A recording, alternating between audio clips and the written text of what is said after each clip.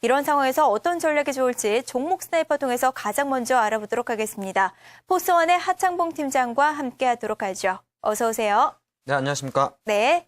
자, 오늘 외국인은 대부분의 업종에서 매도세를 보였습니다. 그중에서 해운주 그리고 자동차 쪽으로는 매수 우위를 기록했는데요. 자세한 종목들 내용 확인해 보도록 하죠.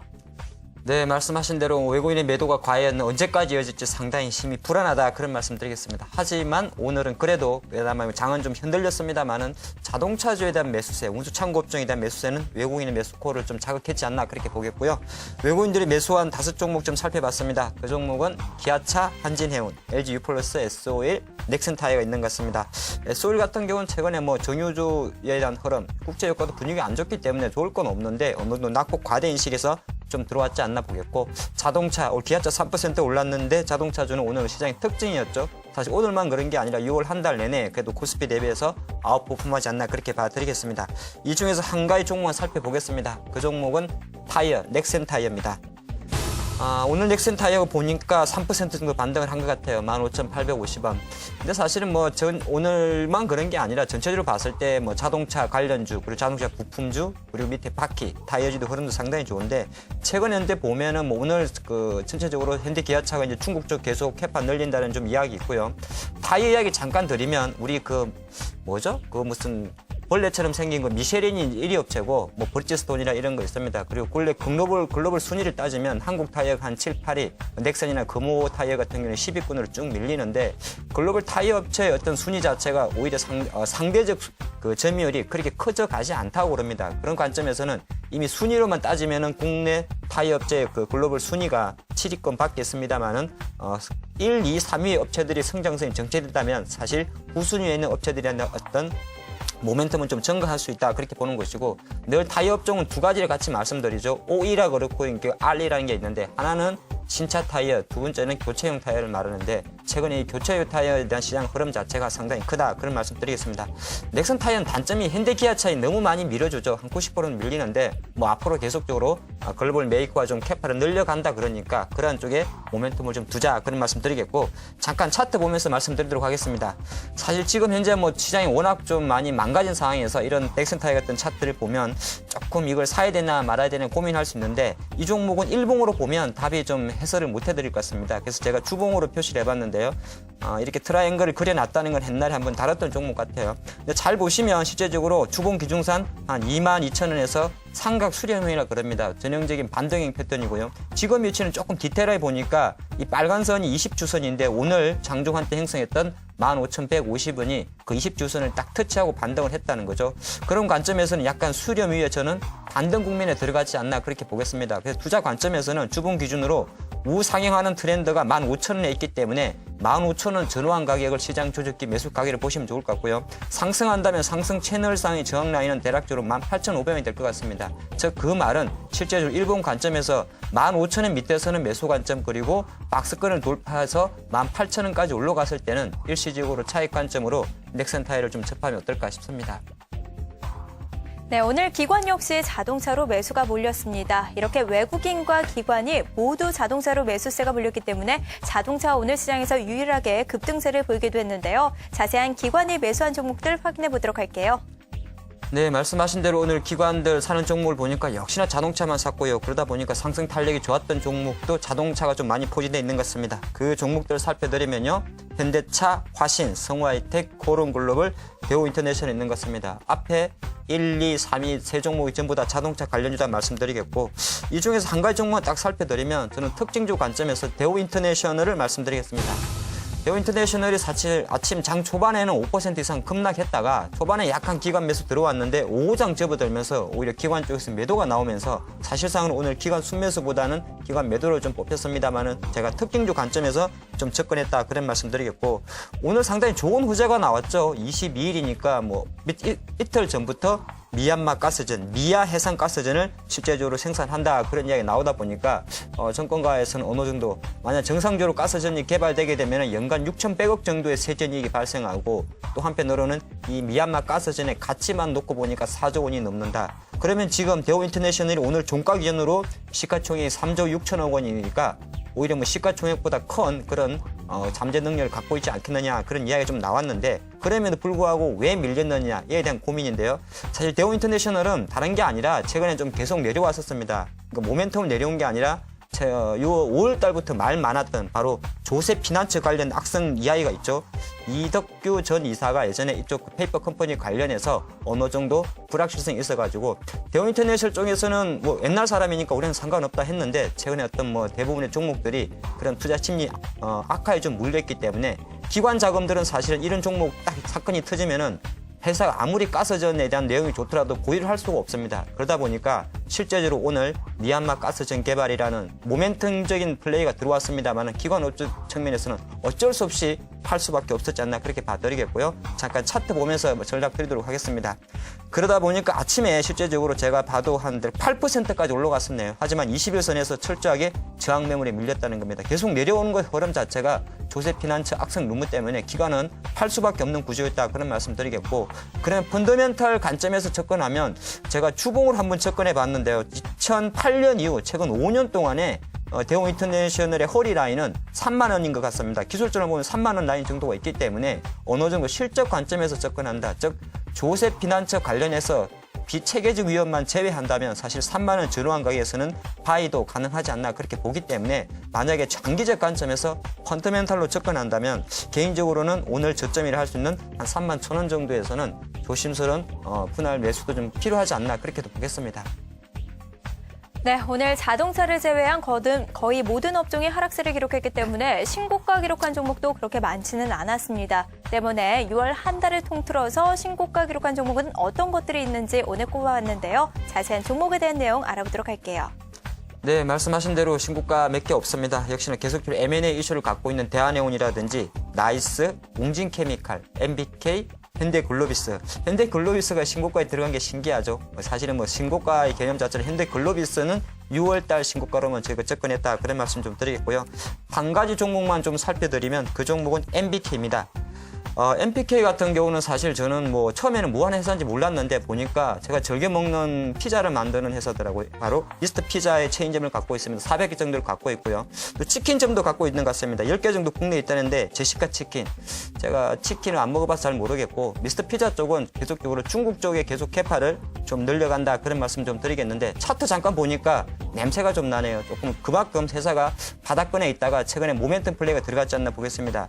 어제 오늘 실제적으로 한 8% 이상 상승을 해주면서 MBK가 어느 정도 시장에 주목을 받는 모습인데요. 시가총액이 1,400억 작은 종목이기 때문에 펀더멘탈적인 관점보다도 워낙 조금 모멘텀 플레이 아니면 일부 세력이 좀 들어왔지 않나 그렇게 봐드리겠습니다. 차트를 아주 늘려서 보니까 전형적으로 표현이 안 되죠. 이거는 거의 바닥을 켰을 정도니까 상당히 바닥을 끄다가 최근에 어느 정도 거래량을 형성하면서 올라갑니다. 그래서 모멘텀도 있습니다만 투자 전략은 조금 유의하셔야 될 것 같은데요. 현재 상황에서는 거래량이 분출됐기 때문에 어느 정도 좋게 보고 있습니다. 하지만 일시적으로 또 거래량이 감소하게 되면 큰 폭의 변동 조정 가능성도 있기 때문에 모멘텀 플레이라기보다는 실적적으로 일부 세력들이 조금 핸들링하지 않나 그렇게 최근에 투자자별 동향에서는 좀 보입니다. 그래서 피자에 대한 흐름은 좋습니다만은 가격 흐름, 차트 흐름 자체가 약간은 세력주 냄새가 난다는 것을 같이 말씀드리면서 투자하실 때는 조금 트레이딩 관점에서만 접근했으면 어떨까 싶습니다. 네, 이어서 이슈 스나이퍼 시작하겠습니다. 오늘 외국인과 기관의 매수가 몰리면서 자동차주가 유일하게 급등세를 보였습니다. 오랜만에 반등이었는데요. 2분기 해외 판매가 긍정적으로 예상된다라는 분석 때문이었습니다. 자, 이렇게 글로벌 기업이다 보니까 우리 국내 시장보다는 해외 시장에 본격적으로 초점을 맞춰서 공격할 것으로 예상이 되고 있는데요. 자세한 내용 기사 통해서 먼저 알아보도록 하죠. 현대기아 자동차가 중국 서부 내륙 지역 공략에 나서기로 했습니다. 시진핑 시대를 맞은 중국 정부가 최근 서부 대개발에 박차를 가하고 있는 만큼 발전 가능성도 덩달아 커지고 있는데요. 현대차는 중국 1에서 3공장이 있는 베이징을 벗어나 서부 내륙 지역에 있는 중국 4공장을 건설할 계획입니다. 현대차는 4공장에서 제네시스와 에쿠스 등 럭셔리차의 현지 생산을 검토 중에 있습니다. 중국 대형 고급차의 시장 규모는 지난해 52만 대를 기록했고요. 글로벌 시장에서 미국에 이어 두 번째로 크다는 점에서 현대차가 놓쳐서는 안 될 시장인데요. 현지 업계 관계자는 현대차 중국 4공장의 입지는 해당 지역의 성장 가능성은 물론 중국 정부 주요 인사의 지역적 관계까지 모든 요소가 고려될 것이라고 예상했습니다. 네, 얼마 전에 유럽의 자동차 시장 자체는 조금 부진했지만 그 속에서 오히려 현대기아차는 점유율이 상승했다라는 소식을 전해드린 바 있는데요. 미국과 유럽에 이어서 이제는 중국까지 현대기아차가 계속해서 공격적인 강세를 가하고 있습니다. 자, 그렇다면 앞으로 전망은 어떻게 될까요? 이어서 자세한 내용들 알아보도록 할게요. 역시나 현대 기아차였던 글로벌 공략을 놓고 시장의 많은 전문가들은 중국 시장을 이야기합니다. 그런 관점에서 다시 최근에 이제 아마 조만간에 시작할 수 있을 것 같은데 중국 현대 기아차가 지금은 상해와 베이징에 1, 2, 3 공장을 갖고 있습니다만은 오히려 중국 내륙 쪽, 서부 쪽으로 제4공장을 건설을 추진 중이라는 이야기 자체는 오히려 큰 그림에서 봤을 때는 현대 기아차에 대해서 좀 고무적이다 그런 말씀 드리겠고 조만간에 박근혜 대통령이 중국을 방중을 합니다. 그래서 삼성전자 반도체 라인에 대한 어떤 공장 시찰은 기본이거니와 아무래도 자동차 4공장의 허가 가능성까지도 좀 점쳐지기 때문에 큰 그림에서 봤을 때는 현대기아차의 호재가 되지 않겠나 그런 말씀 드리겠고요. 또 한편으로는 그쪽 4공장을 구성하는 그쪽의 어떤 포커스가 오히려 제네시스라든지 에쿠스급 약간 럭셔리 자동차라 그럽니다. 그러면 우리가 생각할 때 소나타 3대 파는 것보다 에쿠스나 제네시스 한 대 팔면 현대기아차 입장에서는 오히려 더 이득이다 그런 말씀 드리겠고 중국은 잘 아시겠지만은 보여주는 걸 되게 좋아합니다. 그래서 실제적으로 중대형차가 잘 먹힌다 그러더라고요. 그러면 쉽게 말해서 아반떼나 조만한 차 파는 것보다는 중대형차를 팔게 되면은 현대 기아차에는 훨씬 이득이다 그런 말씀 좀 드리겠고 한 가지 더 말씀드리면 바로 상용차랍니다. 상용차 시장 같은 경우는 이미 지금 작년부터 현대차가 합작을 해서 공장을 생산을 준비 중에 있는데 상용차는 우리 승용차, 자가용의 약간 상대적인 개념이죠. 상자가 보통 상업용, 그러니까 버스라든지 트럭 이런 것을 상용차를 말하는데 중국은 대륙, 땅이 넓기 때문에 이 상용차 시장 자체가 그 어떤 나라보다도 커질 수 있는데 여기에 현대차가 이미 발을 들여놓고 있다는 것은 큰 그림에서는 긍정적이다 그렇게 보겠습니다. 과연 4공장이 어디 정도에 준비되고 있는지 지도를 같이 보겠는데요. 지금 중국에 어느 정도 4공장이 준비되는 것은 바로 지도에 보시다시피 내륙입니다. 이미 동부 해안 쪽 상하이라든지 베이징은 거의 포화 상태라 그러죠. 더 이상 자동차를 생산하려고 해도 생산할 수 없는 상태이고 중국 정부도 계속적으로 이쪽 왼쪽이 서부니까 서부 대개발의 포커스를 맞추기 때문에 실제적으로 3군데 후보지가 오른다고 그럽니다. 충칭, 시안, 청두인데 이쪽이 어느 정도 되든 간에 이 서부 대개발을 추진하는 중국의 정부 의지와 조금 맞물린다면 오히려 순조롭게 현대 기아차의 4공장 건축이 가능하지 않겠느냐 그렇게 좀 봐드리겠고요. 입지 여부를 떠나서 그리고 실현 가능 여부를 떠나서 아무래도 가능이 된다면 오히려 지금 실제적으로 전체적으로 자동차 시장의 흐름은 조금 안 좋습니다만은 현대 기아차가 조금 더 새로운 도약 거의 그 도약의 이면에는 바로 중대형차와 상용차 시장에서 포커스를 맞출 수 있기 때문에 실적 관점에서 조금 힘들었습니다. 특히나 북미 쪽에서 하지만 이것이 계속 현실화된다면 지금 현재 수준은 자동차주가 종합주가지수에서 어떻게 보면 아직도 저평가받고 있습니다만은 시간이 지난다면 다시 한번 재도약의 가능성도 있지 않나 그렇게 보기 때문에 좀 긴 안목으로 계속 좀 관심 있게 지켜볼 필요가 있다 볼 수 있겠습니다. 네, 중국의 동부는 이미 포화 상태고요. 서부는 상대적으로 그래도 포화 상태보다는 덜하기 때문에 글로벌 시장에서 모두 주목하는 곳이기도 합니다. 때문에 현대기아차가 한 단계 더 나아가기 위해서는 중국 서부 대륙을 꼭 주목해야 된다라는 분석이 나오고 있는데요. 과연 이번 공격적인 그런 결정으로 인해서 앞으로 한 달간 그리고 장기적으로 어떤 결과가 나올 것인지 시장 주가까지 전망 지켜봐야 될 것 같습니다. 지금까지 이슈 스나이퍼였습니다.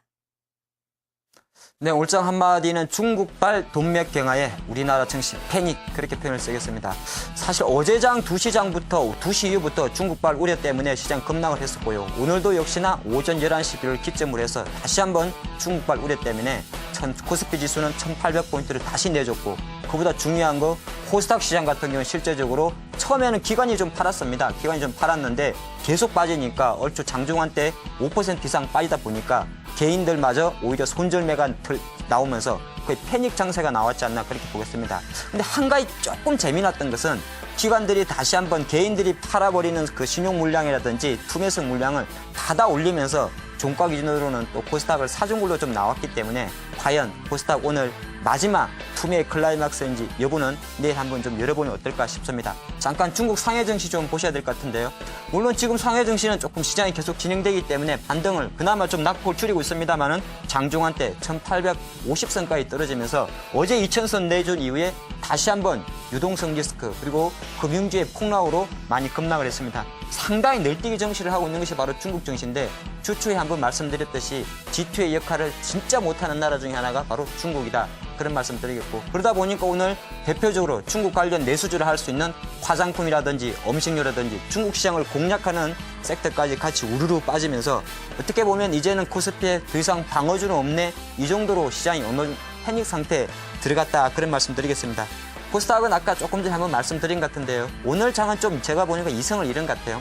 2시 반쯤에 일부 증권사의 선물 시장에서 7천 계약 정도의 주문 실수로 추정되는 흐름이 나오면서 장중한 때 1분 만에 코스피 지수가 30포인트를 오르내리는 상당히 불안한 장이 나오고 있습니다. 그만큼 지금 시장 참여자들이 어느 정도 이성을 조금 잃었지 않겠나 그렇게 보겠는데 우리는 이성을 잃으시면 안 됩니다. 내일 장 다시 한번 과연 기관이 한 번 더 코스닥을 더 파는지 아니면 오늘의 오후장의 어떤 쇼 아닌 쇼가 오히려 마지막이 있는지는 좀 지켜볼 필요가 있다 그런 말씀드리겠고 사실 오늘 수급을 보니까 외국인들이 그렇게 많이 파는 것 같지는 않아요. 금액으로는 3천억도 안 파니까 사실 이제 밑으로 쏘는 세력들도 제가 그런 말을 조금 몇 번 드린 것 같은데 더 팔기도 부담스럽습니다. 왜? 욕심이 난다는 거죠. 물론 아무리 내려갈 것 같아도 파는 세력마저 부담스럽다면 투매에 동참할 건 아니지 않나 그렇게 봐드리겠고요.